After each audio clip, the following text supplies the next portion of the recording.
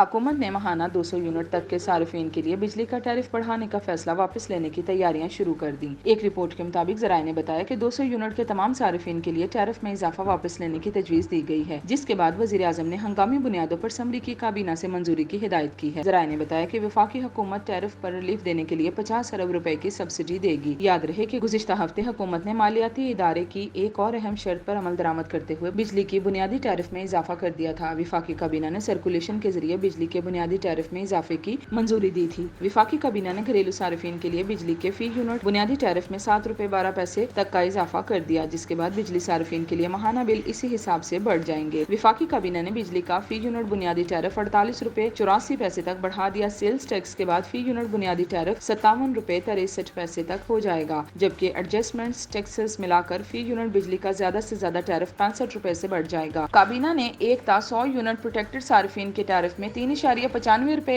101 تا 200 یونٹ تک، پروٹیکٹڈ صارفین کے ٹیرف میں 4.10 روپے 1 تا 100 یونٹ، نان پروٹیکٹڈ صارفین کے ٹیرف میں 7.11 روپے اور 101 تا 200 یونٹ، نان پروٹیکٹڈ صارفین کے ٹیرف میں 7.12 روپے اضافے کی منظوری دی تھی۔